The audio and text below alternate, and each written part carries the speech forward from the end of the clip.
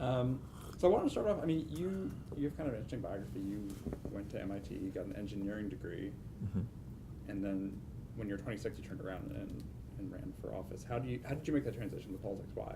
So the couple things. I mean, probably the most frequent response to that is, well, engineers are trained to solve problems. Isn't that what elected officials are supposed to be doing? Right. And I think there's a lot to that in how I've approached the job. Right. Heaven forbid I try to get my information, gather the facts, and think through methodically before landing on a vote or a position. But I think the true life answer is this. Coming back from MIT in 1994, there was a couple things that came home to. Number one, a significant recession at the time, the early 90s. Post-Cold War, Defense Department cutbacks, all of a sudden that job at Hughes Aircraft that I had was a little tough to hold on to. And I did not want to relocate to Tucson. I just survived 4 winters in Massachusetts. I wasn't looking forward to summers in Arizona. But politically in 1994, Proposition 187 was on the ballot. And like a lot of young people, right, I was pretty cynical, detached. The last thing I wanted to do was be involved in politics. But seeing the harsh rhetoric of that campaign and the political climate around it, I realized I had no choice. I had to get involved so that families like mine, communities like mine would not continue to be scapegoated or targeted. And so I jumped in with both feet. And you were still living with your parents at the time, right? Moved back from college, moved into home, and I mean, the quick chronology is this. So what to do next, I was still a little confused as to what the next thing would be, so I applied for the Coro Fellowship Program and spent the better part of a year in different rotations. For if you don't know Coro, it's not like Assembly Fellows or Senate Fellows. It's not academic based. You do a month rotation in a private sector assignment, a month rotation in a public sector assignment, somewhere in government, a month on a political campaign, a month with a labor union, a month with a nonprofit. So you do these rotations in different sectors of quote unquote public affairs. And for me, one of the big lessons I learned going through that year is if you want to change the world, if you want to get anything done, nobody does it on their own, right? It's all got to work together. It's all interconnected. Just so happened that the first opportunities coming out of that program for me were in the political arena. I met Tony Cardenas, who had left engineering, had his own real estate company, and housed phone banks for some local candidates in the East San Fernando Valley. He and I got to know each other over the course of that year, and this was the beginning of his considering running for state assembly, which he then did in 1996. And so I started off as just, hey, I kind of know him. We clicked. I was a volunteer, ended up being a campaign manager before it was all said and done. Total long shot campaign, but we organized before we knew what organizing was, and he won the primary by 20 points. Okay. So, And after that campaign is when I went to go work for Senator Feinstein for a year. So that was the straddled the 1996-97 calendar year. Between there and running for office, a couple of other campaigns, worked for the assembly off and on. In 1998, in the general, was involved with the Gray Davis for Governor campaign. So that takes us to early 1999, a vacancy on the city council for the district where I grew up, right? And yes, had moved back in with my parents too, and decided to take the leap. What did your parents think? At first it was, wait a minute, 4 years of MIT engineering school for what? But they were completely supportive. It actually came at an interesting time in our life because my dad, who I talk about a lot, was a short order cook for many, many years, including Dupar's restaurants down in Southern California. We knew the good days of a union contract, the not so good days of losing union contract and benefits and wages and hours and all that. But after decades, literally with the company, soon after I announced I was running for city council, right? I was 25 still at the time, living at home. One of the breadwinners, but you don't get paid to run for office. But the family made the commitment, look, we're gonna figure this out. Now all of a sudden my dad gets laid off. And it was a serious gut check of, can we afford to do this? To their credit, we said yes, we'll figure it out, run up credit cards, whatever. And my mom insisted that after decades of my dad never really having a long vacation, not go back to work right away. So what he ended up doing was throwing himself into the campaign, right? So for months and months and months, I was knocking on doors every single day asking for votes, introducing myself. The next day, my dad would take that same kit and go to all the not homes, knock on the doors, as he was putting up all the lawn signs in different communities. So over the course of 9 months, I like to think most voters either met me or met my dad or both. And it was after I won that he went back to work. To change gears for a second, what's one book you would recommend to every Californian? To every Californian. Well, not just in politics, or politics actually doesn't matter.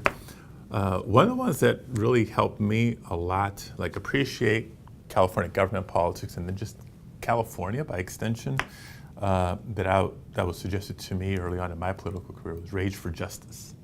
The Passion in Politics of Phil Burton. That's, I think, should be a primer, should be required reading for anybody who's going to work in the state capitol. All right. Well, so to move on to policy issues, what do you think is the number one threat to the California election system in 2018? 2018, I still think it's probably the age of our equipment, followed by just the ongoing and evolving cyber threats, which I think we've been successful thus far in defending against, protecting against. But whether it's the increased sophistication, not just, but especially from agents of the Russian government, to the effect that it has on people's psyche, right? If people just hear hacking all the time, they think, well, why should I go vote if my vote may not count or matter, right? That's a form of voter suppression. That is of concern to me. So, we work hard from A to Z on making sure that the elections are conducted properly, with integrity, and systems are in place to protect against not just voter fraud on one end, but cyber threats on the other, and everything in between. And a big part of that is communications and public information, awareness and understanding. Mm-hmm. So I guess on that note, I mean, your opponent in this race has talked a lot about the need to sort of clean up the voter rolls, and he has pointed to what he sees as an epidemic of voter fraud. I wonder if you could, just respond to that, but also talk about how you have or you can convince more California voters that the election system is secure and that they can trust it. Right. So, as I've said many times, there have been many studies, many investigations, many audits, et cetera, and they all say the same thing. Voter fraud is exceedingly rare. So what that tells me is the safeguards are working. This is part of a national dialogue, right? You see other states under the false premise of voter fraud. They're advancing voter IDs, they're reducing early voting opportunities, that sort of thing. I think it goes backwards in voting rights from my perspective. So California, we pride ourselves in being the better example. We're moving aggressively in making it easier to register to vote for eligible citizens, giving voters more options of how to cast their ballot. You got to look at elections almost like we look at public safety. Right? When we have a public safety conversation, it's always an important balance, sometimes a hard balance, but an important balance between public safety and civil liberties.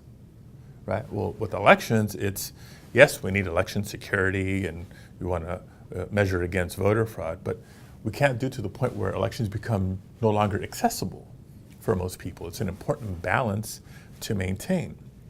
So the engineering, training I have loves data, and the data shows voter fraud is extremely rare. So that tells our safeguards are working. What can we do while keeping our elections secure? What can we do to facilitate eligible people to be registered and voting? And I think we're seeing exactly that. When I came into office almost 4 years ago, 17.2 million registered voters on the books. We've netted 2 million additional voters in that time, and now it's accelerating even more so since we launched automatic voter registration through the DMV. That's a good thing, right? Because you can't vote unless you're registered to begin with. But just because you're registered doesn't mean you're absolutely going to cast a ballot. So through the Voters' Choice Act, we saw in 5 counties this last primary, the 5 counties that adopted the Voters' Choice Act all exceeded the statewide average, which, by the way, was up significantly from 4 years ago. So more work to do, but I think we're we're moving in the right direction, have numbers to show for it. And those efforts to expand registration and voter participation, do you see those as your biggest achievements the last 4 years? Is that what you think too? Absolutely. Thus far, I mean, I think if I had a short list of what I'm most proud of in the first term, calling for automatic registration, and now it's been implemented.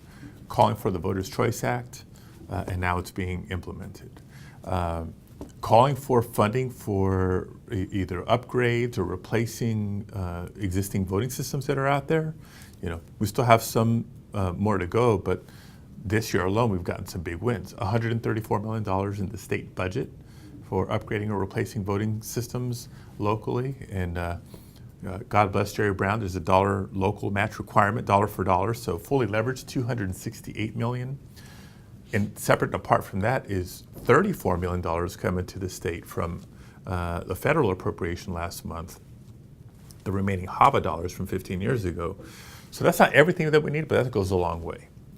And in addition to that, the legislature and the governor approved $3 million for the creation of an Office of Election Cybersecurity and an Office of Enterprise Risk Management. So it's not the hardware pieces necessarily, but it's cybersecurity infrastructure, training of state election staff and local election staff that we're overseeing.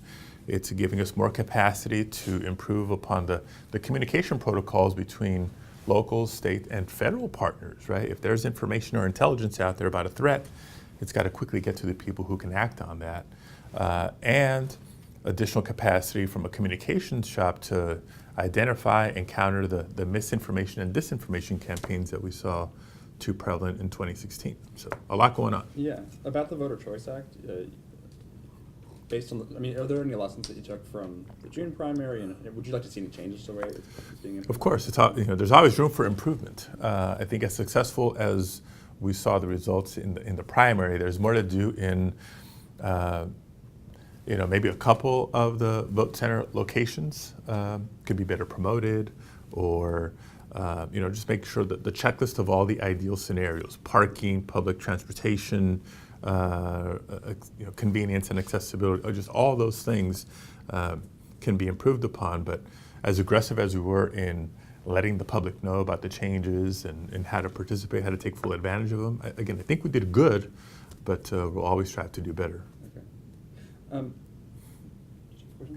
I do. So what was your goal in terms of voter registration? If I play back the tape to a meeting with Mr. Moraine 4 years ago, I think I threw out the million figure. So we've exceeded. So you've doubled that, Right. basically. And to what do you attribute this? Is it all these laws that you're talking about? It's a combination of things. I'll take partial credit for that, multi-million voter registration increase.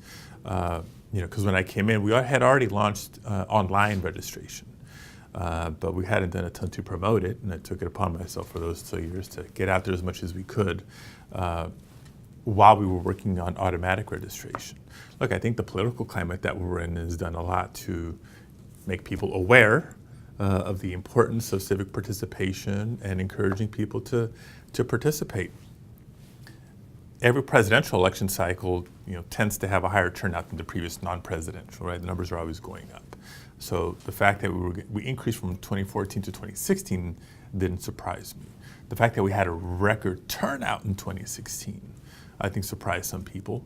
But whether it was because I was out there at so many public events, or was it because of a contentious presidential contest, both in the primary and the general?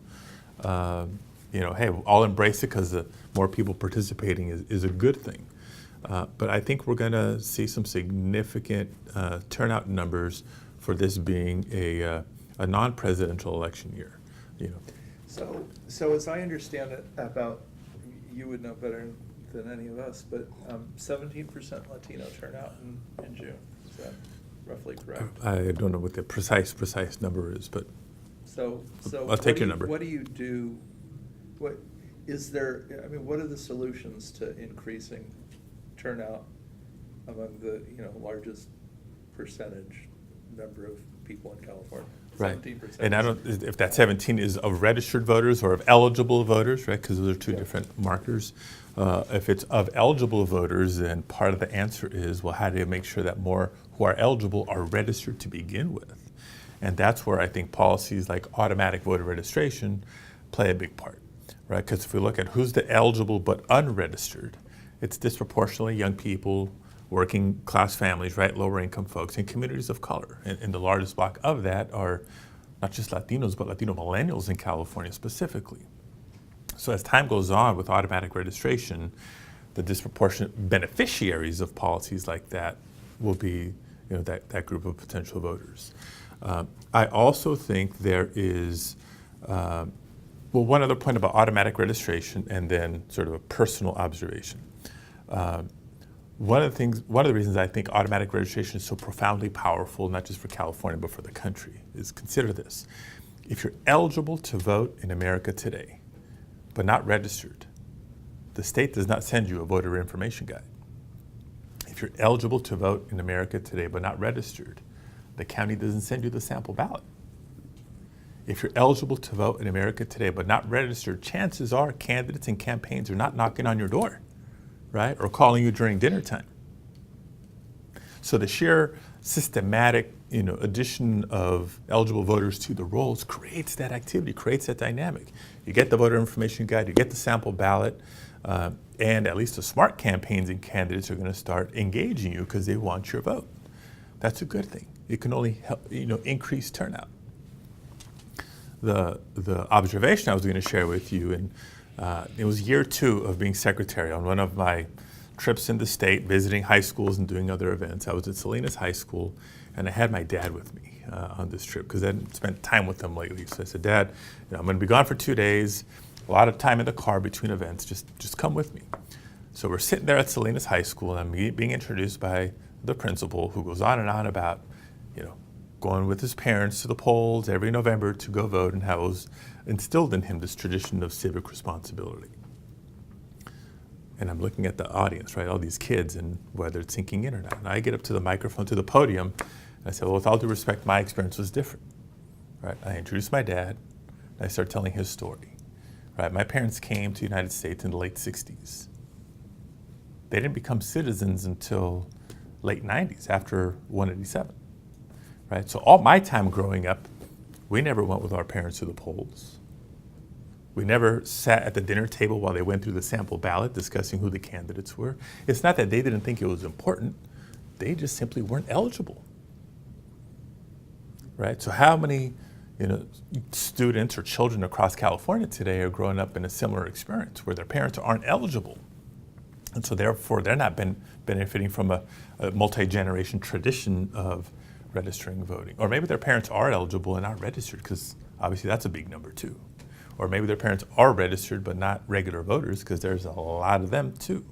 So, all that to say, in the Latino community especially, it's incumbent upon us to create that cycle, to create that tradition of civic responsibility. But I think, just as Pete Wilson, Prop 187 in the 1994 cycle was sort of a tipping point for California, I like to think that what we're living through right now is going to be that catalyst for the rest of the country. I just hope it doesn't take 20 years for the rest of the country to get to where we need to be. When you first announced your intention to run back in 2013, you talked about how you wanted to increase transparency of campaign finance in California, and I'm wondering if you could just talk about what you've done to do that. Sure. So the good news about CALaccess, this is a database where people can go and see, follow the money in state campaigns in California, was one of the first of its kind in the nation. That's the good news. The bad news, it hasn't been updated a whole heck of a lot since then. So it's not reliable, right? It's not exactly user friendly, et cetera. It's become not in a bad way, right? But if you sort of Google California IT projects and see the news results, it's usually not good news. So how do we avoid being in that category while we know we need to replace, not repair, but replace CALaccess? So working with Senator Hertzberg, he ran a bill to do just that and provide funding for the CALaccess replacement. While that's working its way through and should be online by the end of 2019, what can we do to improve the experience, improve transparency in the process?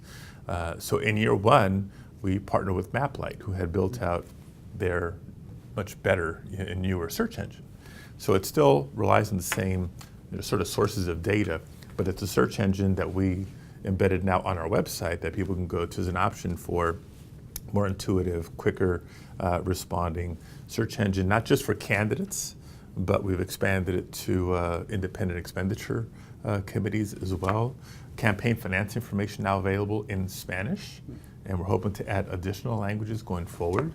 On the election side, we have the Federal Voting Rights Act that makes us, want to provide election materials and voting materials available in multiple languages, but that doesn't apply to campaign finance. When campaign finance information is helpful information for so many voters when they're trying to make up their minds of how to vote. So working to put that information out in multiple languages, I think, is a big service for Californians.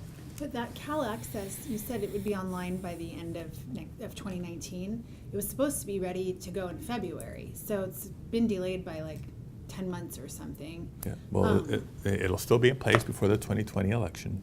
If the language of the bill said, okay, well, February of 2019 was the initial date, but if the secretary deems we need a little bit more time, then we can administratively push the schedule back a little bit, which we have, and we're on track. Do you feel confident about the tech platform that you've chosen? Because I know there are some critics who are saying that it's going to kind of create the same problems that we currently have, because it's this kind of like locked in, closed proprietary system that will be hard to upgrade. And how do you feel about are you confident with the platform you've chosen? Yeah, no, I do feel good about it, and I think it's the contrary. It's not that it's be closed and hard to upgrade afterwards. One of the philosophies that we've taken, not just in this project, but all the tech projects in the Secretary of State's office is, look, we've got to be nimble. Enough of this multi-million dollar, 5-7 year IT project that frankly is obsolete by the time you hit go, right? Because tech innovates a lot quicker than the policymaking environment in Sacramento. So we need to get items up quick that you can update more easily going forward, and frankly are compatible. So one of the assurances that we're in that second category is leaving the door open for local governments to be able to patch in later should that policy decision be made. Right now, our office is only doing state candidates and campaigns or their campaign finance information. There was a big level of interest of saying, well, if you're building something out for the state, there are some cities like San Francisco, Los Angeles, others that have their own sort of ethics commission or reporting requirement and mechanism, but so many smaller jurisdictions that don't. So can we or should we not be able to plug into a state system? So we're designing it with that in mind, to have those sorts of options available after we do the core part of the project by the end of 2019. And you're not going to lose any existing data when you switch over, right? God, I hope not. Can I ask you a question about the federal government's role here? Some states have had the Department of Homeland Security come in and do at-risk assessments of their election systems. I'm just wondering how confident you feel the federal Department of Homeland Security is a good and trustworthy partner in all of this. Yeah, look, that's I appreciate the question, because on the one hand, I can tell you, look, from a practical standpoint, when it comes to issues of cybersecurity, et cetera, they have been good partners. We've come a long way in the last 2 years. It was a rocky start, I'll admit it. I think they'll admit it too, where the relationship was in, October, November, December 2016, compared to what it is today. I don't envy the position they're in, where we can have all the meaningful, genuine conversations about working together day to day. But when their bosses, their ultimate boss, is saying not only not helpful, but frankly harmful statements, that doesn't make their job any easier, right? So one of the things that, if you look at this supposed press conference in the White House a couple of Fridays ago, where they brought out the leaders. Bolton was there, Secretary of the Homeland Security was there, others were there saying this is a big priority for the president, it's a big priority for the president. One of the terms that they will constantly use is a whole of government response, right? When there's significant enough threat or challenge, you need a whole of government working together to respond to it. I appreciate that in concept, but the last time I checked, the occupant of the Oval Office is part of the government, a key part of the government, and Trump has yet to unequivocally recognize and denounce foreign interference in the 2016 elections. That's just one example of how it makes their job day to day tougher. You know, does that signal a lack of commitment? Does that signal a lack of resources? Does that signal, you know, mixed signals to the rest of the world that, yeah, you can try to interfere with the United States of America's democracy and don't worry about what DHS and FBI and NSA and everybody else says because the president's not taken very seriously. That is not helpful. All that being said, the substance of our partnership over the last 2 years has not only improved, I do think it's been helpful, but they're not our only partners, right? Our partners are also other departments and agencies at the state level, our local government partners, and private sector partners too to help buttress our cyber defenses. Can I ask about the census?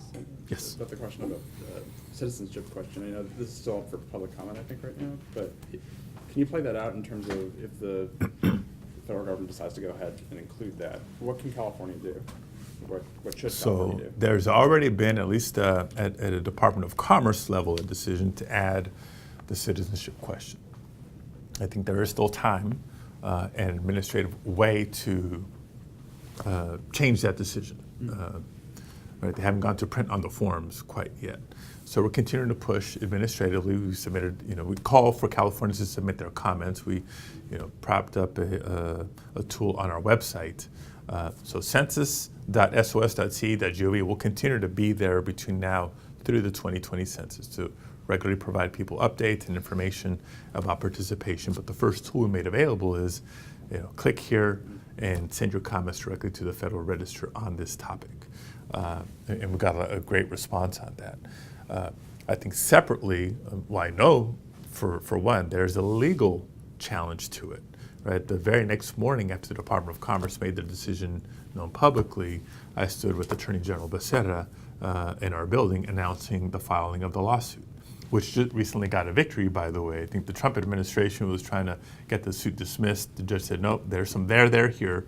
This suit shall go forward. So that's an important step that we just saw happen.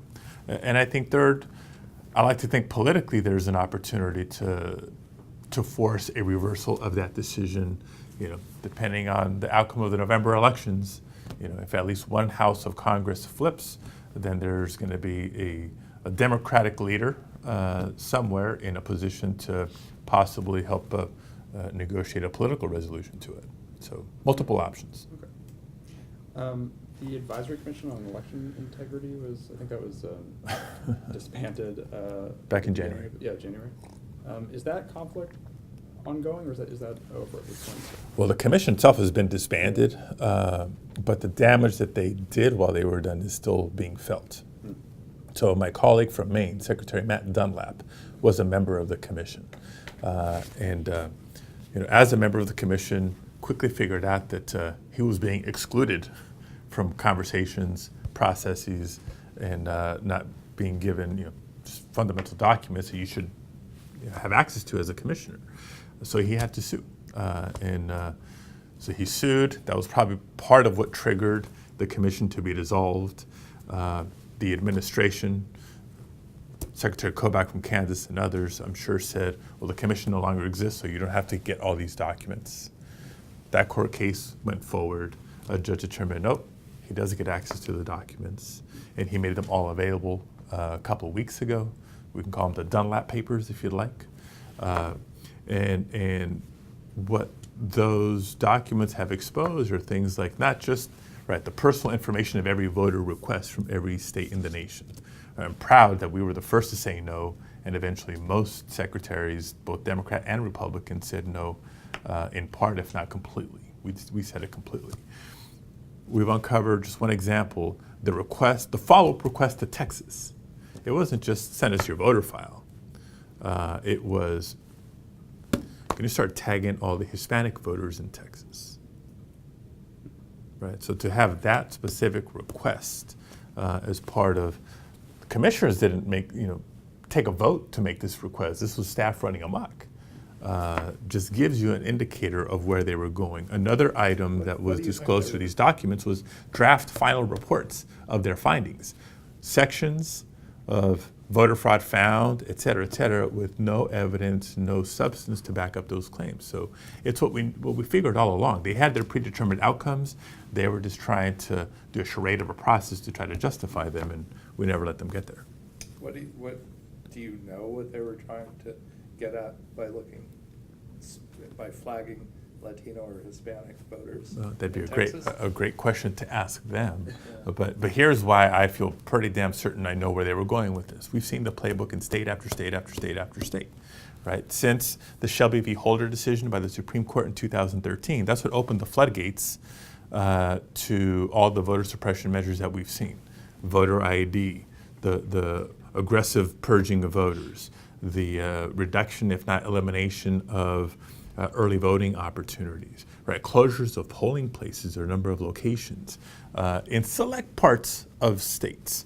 I am completely convinced this is what they were trying to bring, nationally, either through the commission, through federal legislation somehow, or a combination thereof. That's what we're up against. When we just sit here in California, we're going to think, oh, okay, that's fine. That's never going to happen here. That's never going to happen here. Maybe not, but so many decisions that I think that's one of the reasons that the Kavanaugh nomination, post the Gorsuch nomination and confirmation to the Supreme Court, really struck at the core of so many people across the country.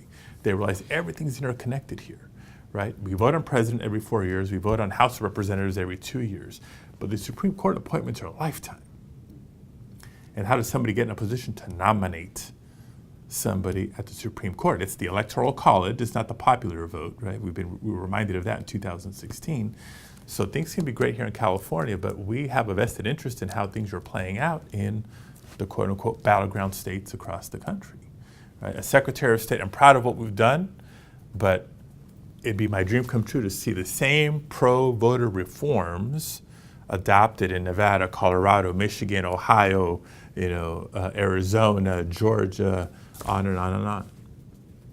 So since that commission was expanded, there have been no additional requests of that kind from California? Not from the commission, Yeah. they don't exist Right, anymore, but from the federal government. and not from the Department of Justice since then. No. Okay. It is, given the concerns about the integrity and security of the election systems in California, what is the nature of the upgrades that you think are needed and that you talked about the money that's going towards? In other words, what are the problems with the system that still need to be improved or upgraded? Right. So it's a combination of not just upgrading or replacing the machines that we use at the local level to mark a ballot, to cast a ballot, to count ballots, which, by the way, as a reminder for everybody, by law in California cannot be connected to the internet. Right. The standards that systems need to meet to be certified for use in California, there's a lot more to it, but I think one of the policies that has served California well is the insistence of a paper ballot, or in the few instances where we use technology for accessibility purposes, there's still a required voter-verified paper audit trail, right? So the equipment at the local level is hugely significant, but our security strategy is much more comprehensive than that. Post 2016, we did conduct an agency audit to try to find, okay, where are our vulnerabilities? Because, if you look at the IT infrastructure I inherited, it leaves a little bit to be desired. And so we've run the gamut. We've, upgraded or replaced servers and firewalls, 24/7 monitoring, trained staff, et cetera. And I guess let me take a moment to talk about cyber hygiene and then cyber vocabulary. Part of the important lessons here are cyber hygiene. You can have all the best protections in place, right, and a real complex password that nobody's ever going to figure out. But if there's somebody on my staff or somebody at a county registrar staff down, anywhere in the state, that in the course of their work still clicks on a link that came in an email from a long-lost uncle who won the lottery and wants to transfer $3 million, what's it all for? Right? So we've got to have these cyber hygiene practices really embedded in all of our election workers. And that's a day-to-day thing. That's not just an election day thing. That's not just in the last 30 days before election thing. That's a day-to-day thing. So training is a big part of shoring up our cybersecurity. The reason I mentioned cyber vocabulary, another lesson from our work at the state level and with our federal partners is it's important that we're precise when we're talking about threats, or actual incidents, right? The term hack is used way too loosely. The news that came out of 2016, as far as California was concerned, was that we were scanned, right? The federal officials took a year to tell us that they can definitively tell us that the Russians were scanning our networks. Well, first of all, it was a year late. Second of all, it wasn't the Secretary of State's network, it was the general state network, which we're not on for security purposes, right? That's by design. But what does scanning mean, right? Scanning means somebody's, walking up and down the neighborhood, kind of checking doorknobs to see if there's one unlocked. It doesn't mean there was unlawful or unauthorized entry. It doesn't mean data was manipulated or stolen. It was scanning for vulnerabilities. But when it gets reported as California was hacked or the target of a hack, the general public doesn't always know exactly how to interpret that. I'm not suggesting we are conscious of cyber vocabulary to play down issues.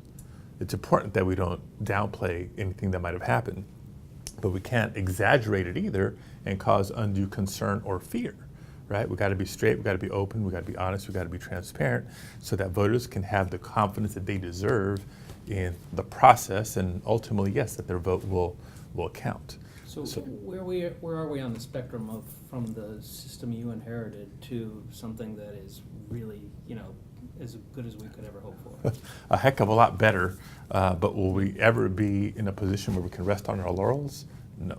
It sounds like there's still vulnerabilities. Well, my colleague from Minnesota puts it best, right? Election security is like running a race without a finish line. Right? It's not enough to be in first place. How do you stay in first place?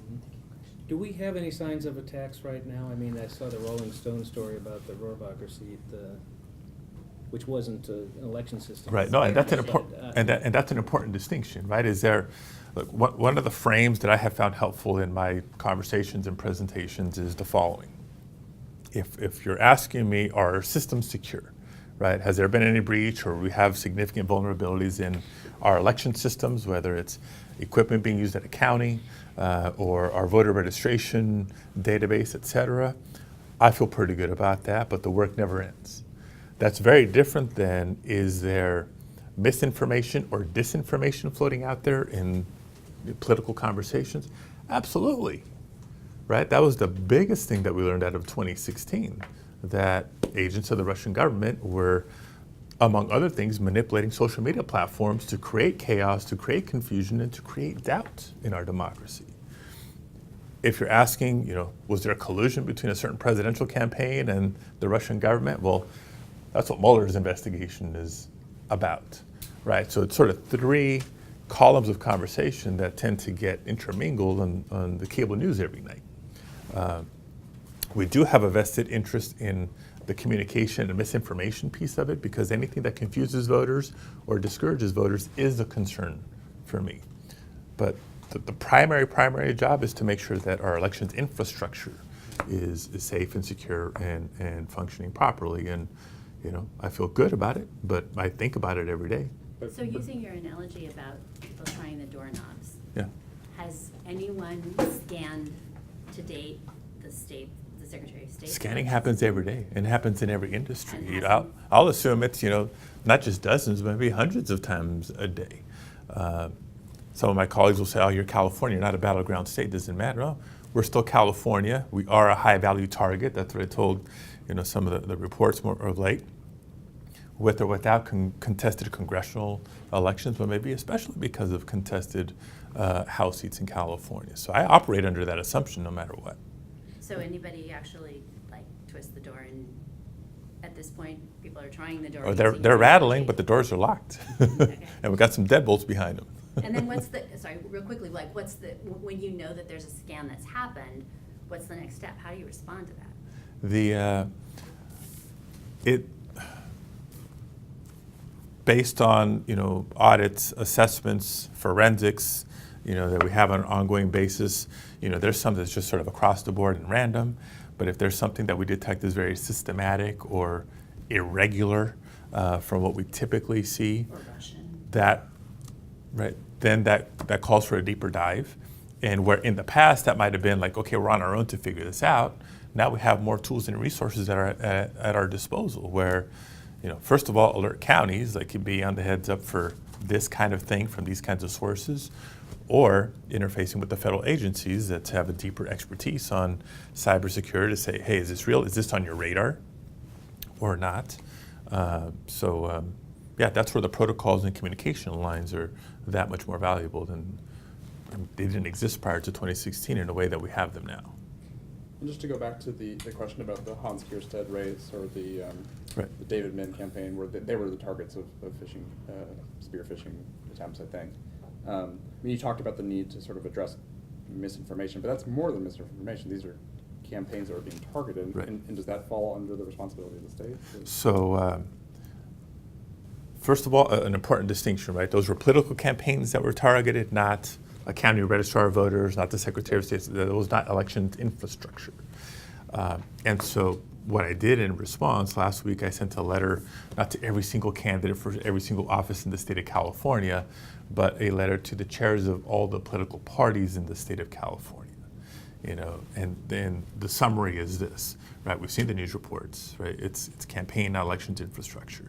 Here's some helpful tips that you, your party, and your candidates ought to follow to try to minimize the probability of being a victim, right? And it's all the sort of cybersecurity best practices and tips. Second, in the event you observe something happen, let us know. It's important that we work together to keep confidence in the political process and in the election process. We sponsored a new law that was signed, urgency legislation, that now creates a mandate for third parties who have initially received elements of the voter file, so voter information. They were authorized to receive it, but if they're now breached, they now have a requirement to notify us and cooperate in any investigation of those incidents. That didn't happen. That wasn't required before. So those third parties, who does that include? That campaigns? includes political campaigns, because that's one of the authorized uses of voter information in California. It could be The Sacramento Bee. It could be a media outlet because they use it for media journalistic purposes. It could be professors at universities who are using it for academic purposes. Right. But it's interesting because we have to be very mindful about, let's say, should something happen and we engage to try to learn something about it that could help inform our defenses, right? That is not perceived as all of a sudden state resources being used for political activity, right? Is it just the candidate that was targeted, or became the victim, or is it all the candidates in that race, this party versus that party? So there's a fine line that we have to acknowledge and respect.